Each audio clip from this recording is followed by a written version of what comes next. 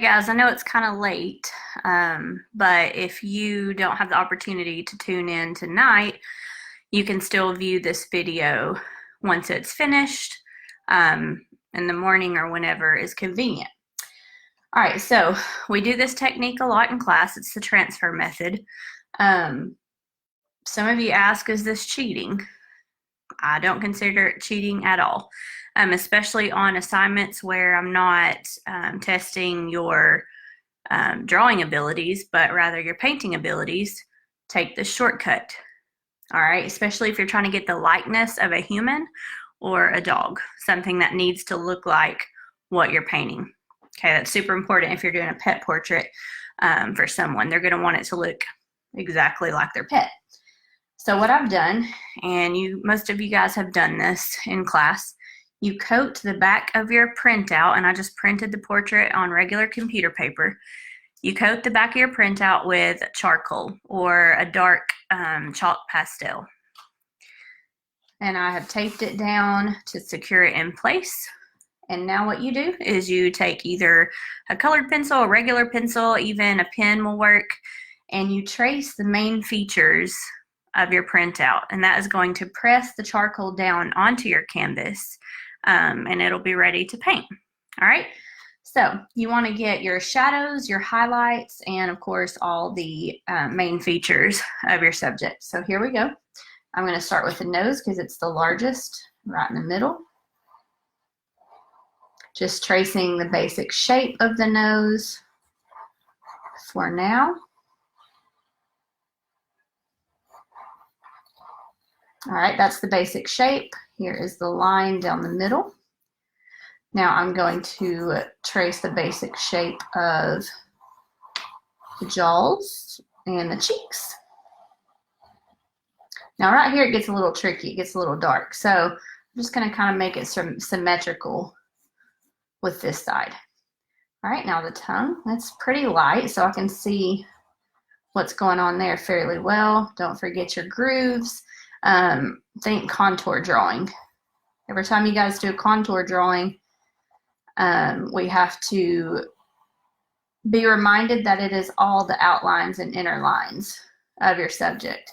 It is not just the outside outline. All right, I can't forget this dark area here that separates his upper lip and the bottom of his nose. Okay, now let's go on to the eye area. Let's go ahead and do the shape of the eyes. And I'm tracing out the whites, the iris, and the pupil separately.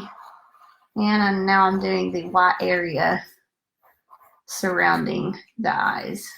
That is going to be lighter than the surrounding fur.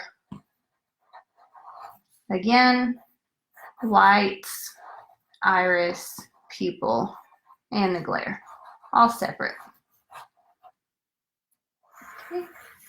Now doing the basic shape of the head, and you can just go right over that tape, and it should still press the charcoal in. His ear, now this picture, he needed to be bigger than an 8.5 by 11. So I had to cut his ears off of the printout, but I've got a reference photo that I can look at to get those details. All right, so let's see what it's looking like. As you can see, it's a fairly clear transfer of what this pup is gonna look like. So I'm gonna pull up my transfer image. I'm gonna remove this, set that aside. Kind of sketch these ears just by looking.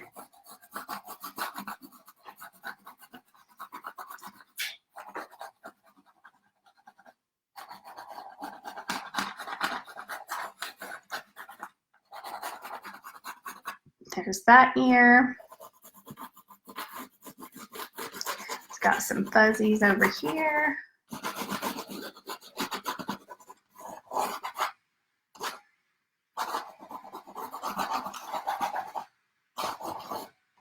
And collar.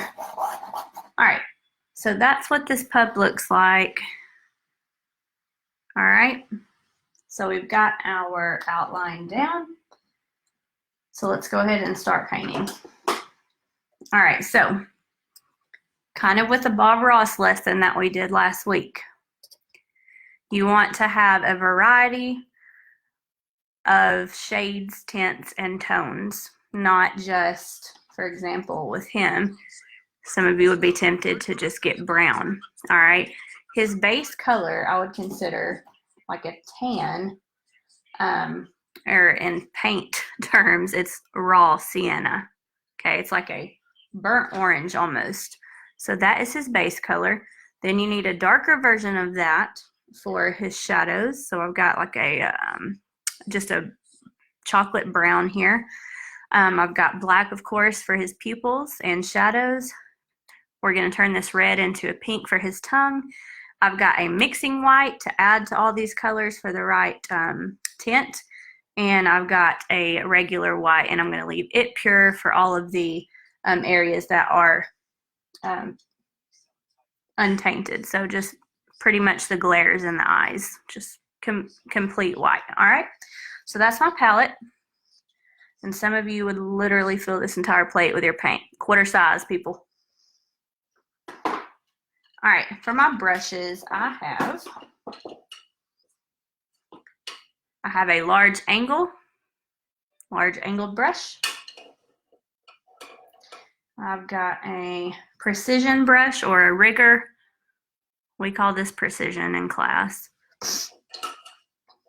I have got a medium angle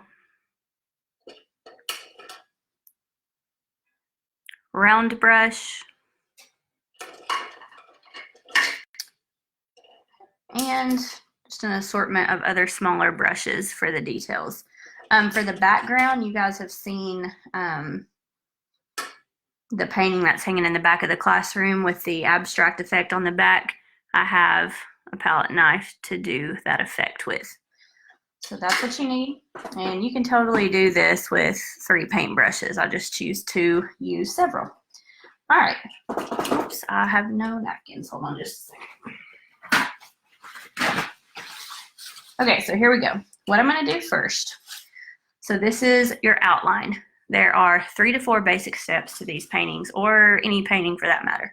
This is called an outline. You've outlined where your elements go, and you're ready to begin painting. So what I'm going to do first is what is called an underpainting. That is laying out the basic colors, tints, tones, and shades, and where they go. So around his eyes are just going to be a cream color, okay?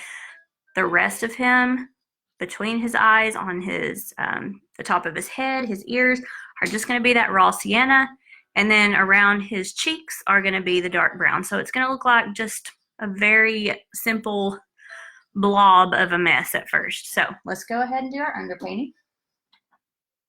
And you don't have to be super precise on this. So I'm going to go ahead and start laying out this base raw sienna or burnt orange where I see it on my phone image.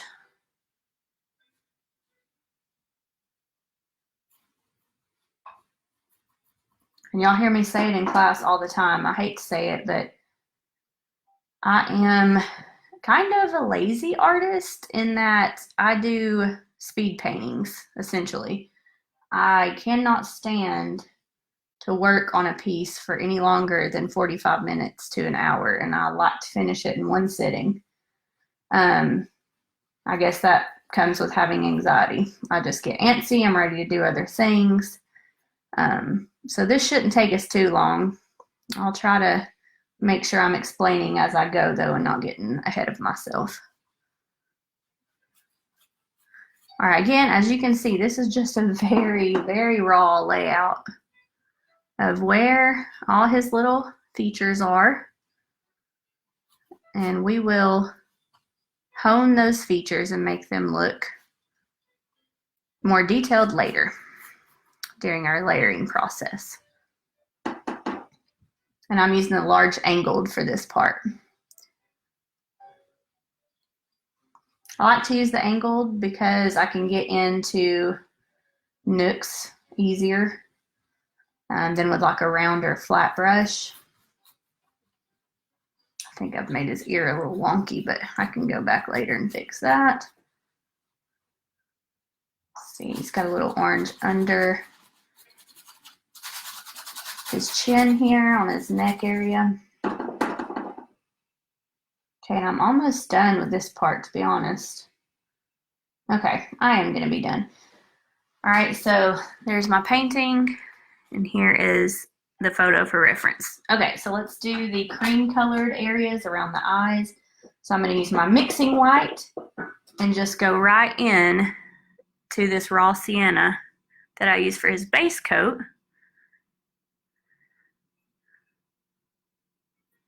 And I'm gonna kind of make just a light cream or a tint of that raw sienna. Remember, a tint is when you add white to a color.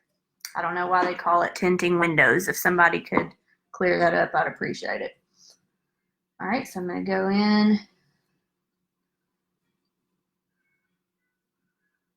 around his eyes and do this cream color because that's what I see on my phone image. And you can kind of go ahead and start blending it in with the outer edges of that raw sienna color, just because you'll have less to do later. All right, I also see some of this color here on his upper lip, or I was calling them cheeks earlier.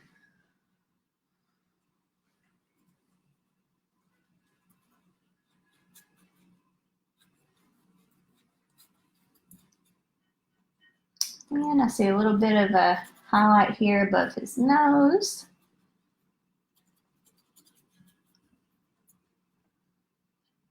And highlight over here on his ear.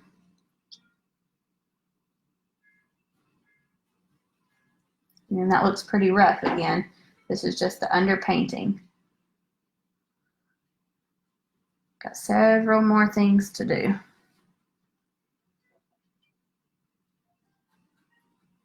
And to mimic his little loose hairs and his wispies, for lack of a better word, just taking my brush and doing that motion, wispy, okay?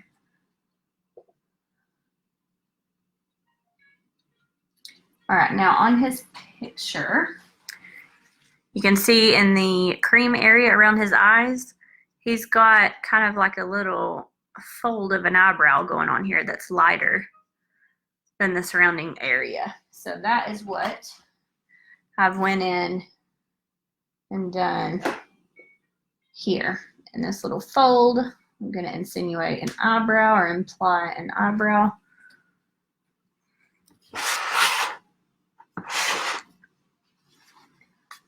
Okay, he's got a little bit of white on his little beard down here. And I'm going to go ahead and put some sienna under his chin there. All right, so that's all I'm seeing right now. Later I'll end up having to go back and fill more area in. But what I'm going to do now is move on to my dark color or my shade of the burnt sienna. So I'm going to take burnt sienna, put some kind of over to the side. I'm going to take this chocolate brown and mix with the burnt sienna. I haven't really cleaned my brush off. It's okay if the white gets in there. It makes it more opaque anyways. So again, when you add black to a color, it is called shade or shading. So when you get your windows tinted, it should really be you got your windows shaded, but you know, I'm just an art teacher, so. Okay, so on his picture, before I start, let me show you. I'll see some brown in this area to the right of his nose on my end, between his ears and his face, and in his little folds underneath his chin. So that's what I'm going to do now. And the darks really start making your painting pop. Creates a lot of contrast with your established colors. So it'll start looking more complete when I get this dark down.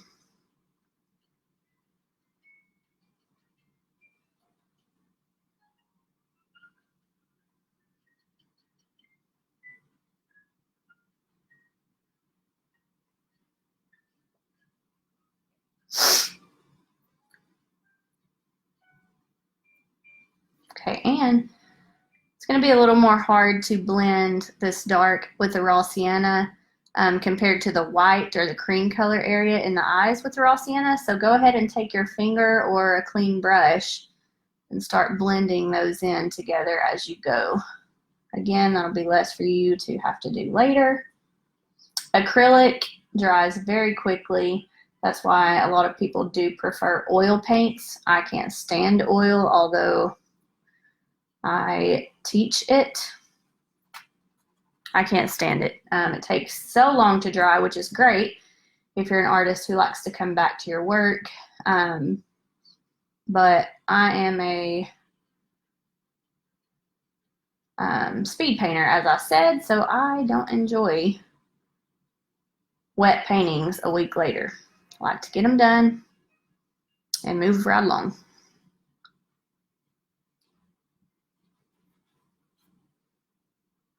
I'm going to wet my brush a little bit. It's getting a little stiff. Oops, got red in my brush. You can kind of see red in it. That's okay. Kind of goes with the color palette.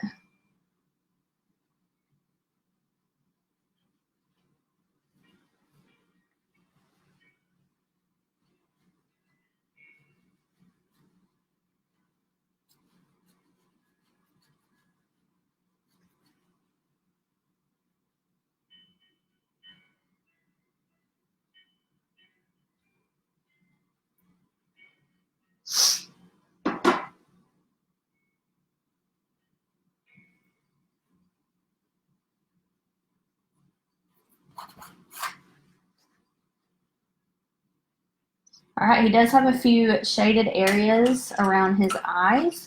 So I'm going to get my round brush now because I need more of a fine point and a smaller brush in general.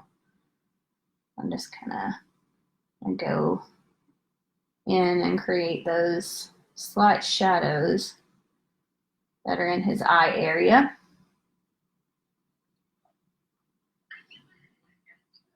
And we'll have to smooth that out too later.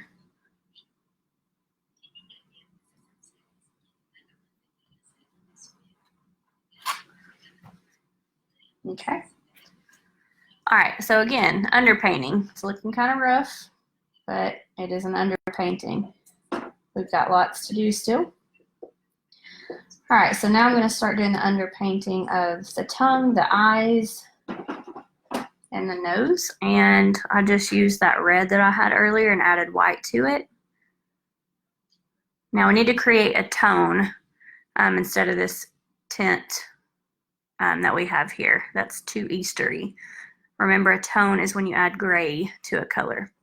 All right, so I've already added white, so now let's take a little bit of black, and now we have like a dusty rose color here, and that is more realistic for a dog tongue. All right, so I'm going to go and paint the entire tongue with that base coat, and then I'll come back later and do the details on the tongue. All right, his nose is tricky. It's almost the same cream that is around the eyes, so that's what I'm going to use. And then I'm going to kind of just outline it with the dark chocolate brown. Maybe a little black underneath his nose as well. I'm still using my round brush because I need some precision now.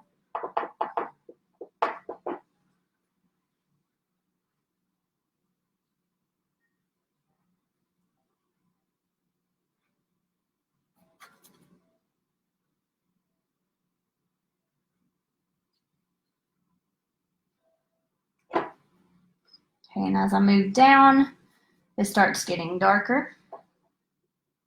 I'm just going to make a tone of that raw sienna. So raw sienna mixed with gray.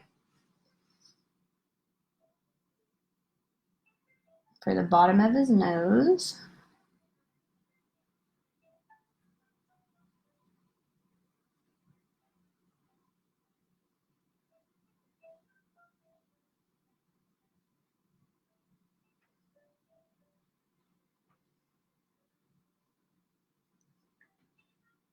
And got kind of an outline around his nose as well. Get a little bit of water to make it move more easily.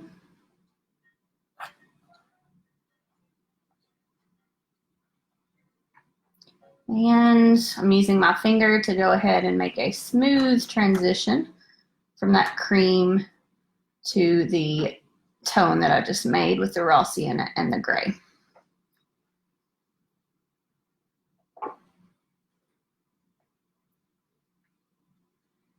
It's a lot darker at the bottom.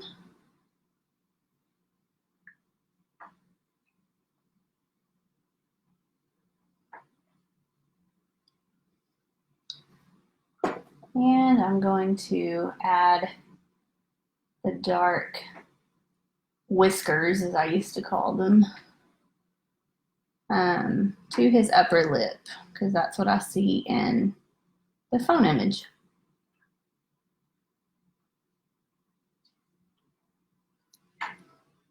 All right, let's move on to the mouth. All right, so right under the tongue is, I wouldn't consider it black, I would say a dark, dark gray. So I'm gonna go ahead and do the underpainting of that. And again, this contrast that you're creating now is gonna help your painting pop and start looking more like the pup you're painting. Goes around his little cheek there.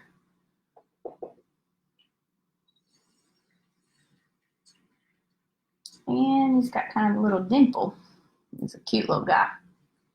All right, it goes on around to this side as well, but there is no smile or dimple. It just kind of fades off into the cheek there.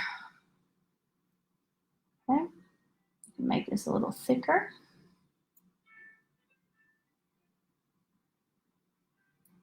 All right, since I've got the dark on my brush, I'm gonna go ahead and add a little bit more detail to this part of his upper lip, and I'm gonna do the nostrils.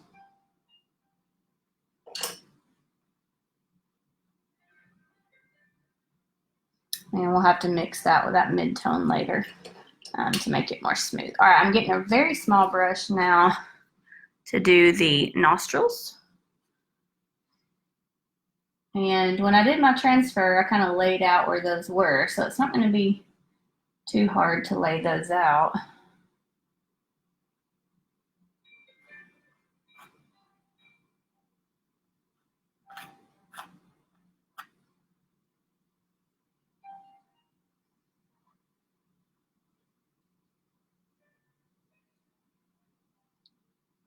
You still have to kind of eyeball it, make sure it's symmetrical. Because in the process of doing your underpainting, you may have kind of scraped away your guidelines a little bit. I think that's what I've done. So I'm just going to kind of eyeball it, make sure it's looking symmetrical. All right. And now I'm going to go ahead and do his eye underpainting. Sorry for the glare. So he's got dark brown and black. It's almost like eyeliner around his eyes. So small brush again to get that detail.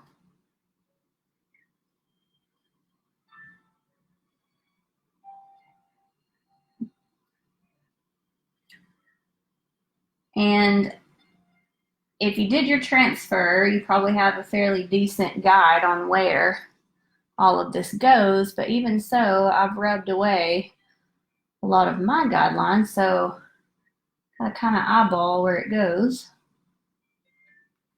where this dark color goes.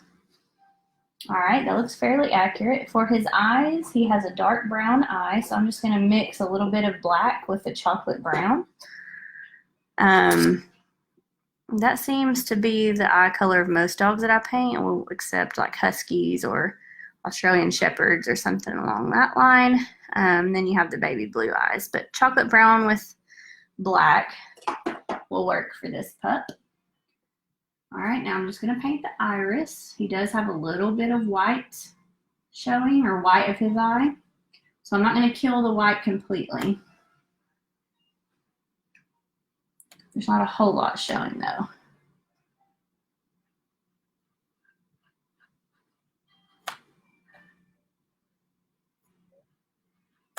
Okay.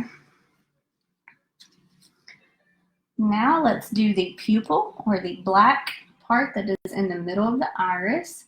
Now his pupil, he's looking slightly up, so his pupil is towards the top of his iris, not directly in the middle. All right.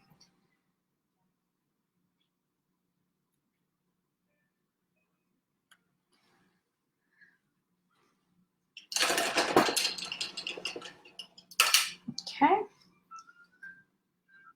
And now I'm going to do the glares in his eyes and the highlights. So I'm going to take a really light gray, and before I put the white dot, I'm going to insinuate a few more little reflections here and there in his eye. Here, I'm going to...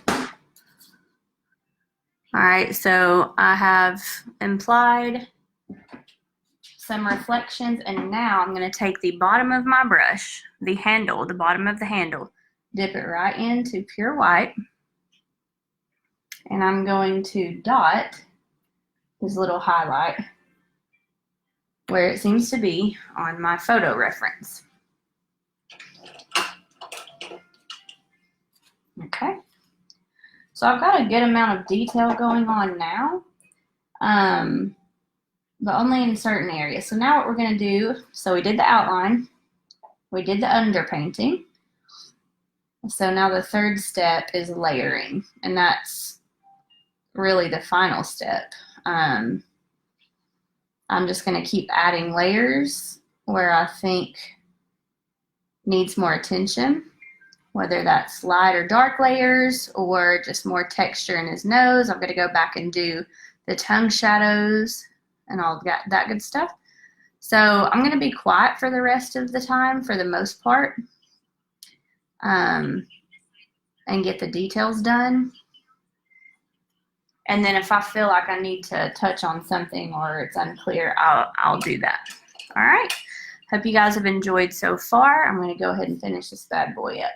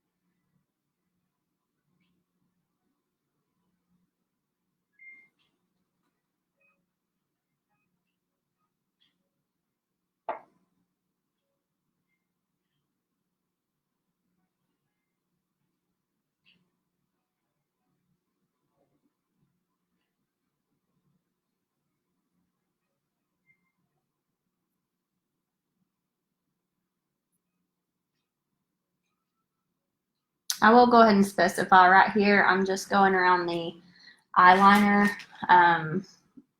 or shape of his eye where I did the black.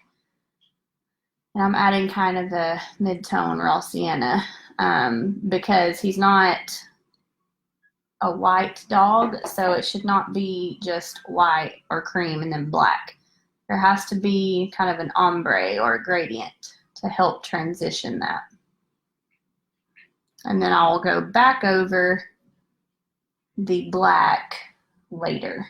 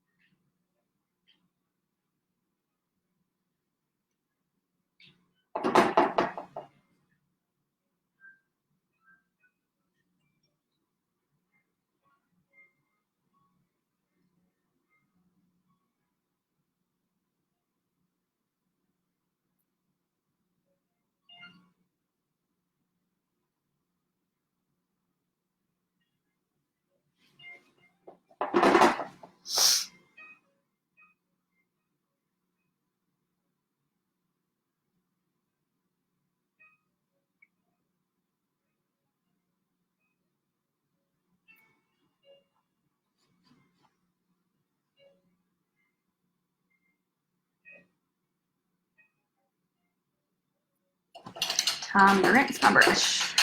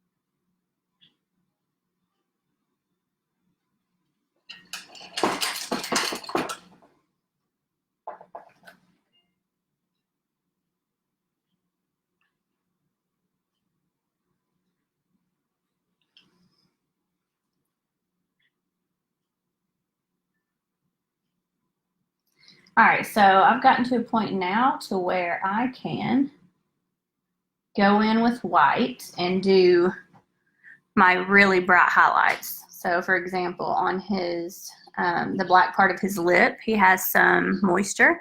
So on the photo, it is presented in the form of white dots. So I've gone in, put a few white dots. His nose is reflecting light, so I put some highlights top edge of his nose. And then I'm going to go back and do the same in the eyes once I get ready to go back and fix those.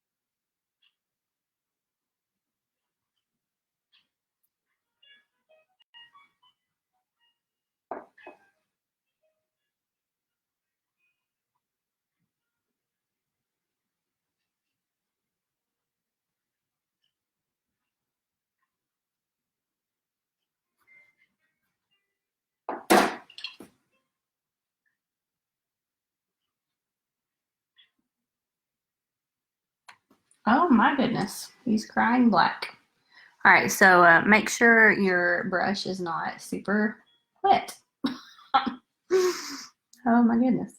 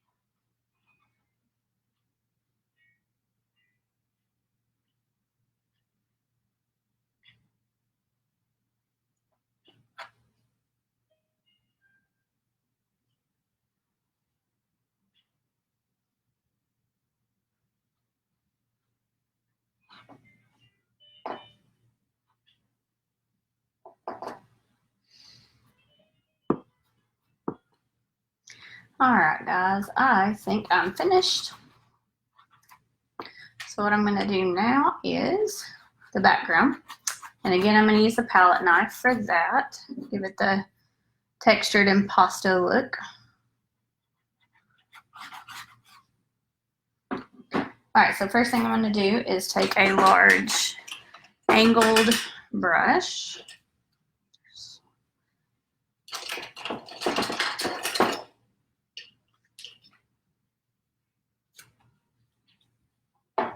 And first, I like to put my colors on opposite corners, usually. So what I'm going to do is cover the corners that are going to have color with white first, just a thin layer of white. So again, I'm doing opposite corners.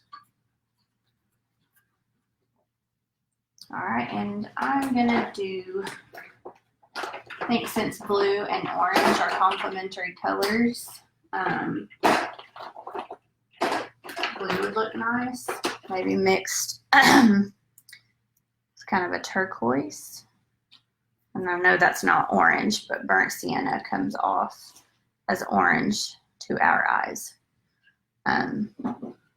So I just put a pea-sized amount. Going to put a pea-sized amount of both colors on my brush. And remember, you always need to get the edges and the sides of a stretched canvas. My mom used to get so frustrated at me growing up because I never would paint the sides. And it doesn't matter if you paint the sides if you're getting your stretched canvas framed. But getting a stretched canvas frame is very expensive.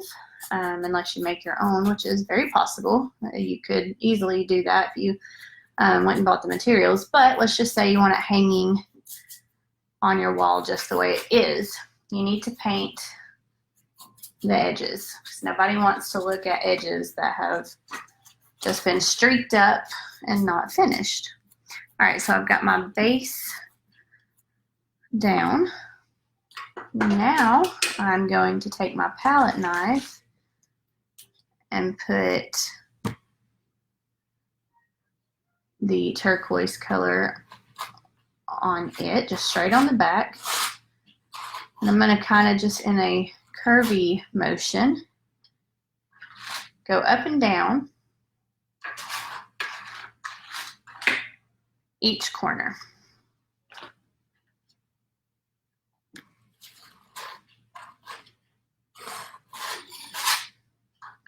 And you don't want your other two corners to be completely bare.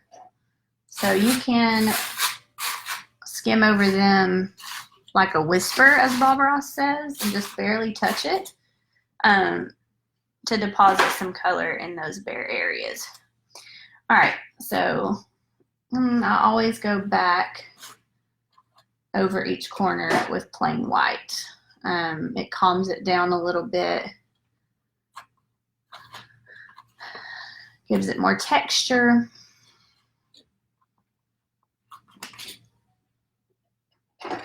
And I also like to go up in the fur at the bottom of the pet a little bit, just to get rid of that unfinished stark line where I stopped painting him or her.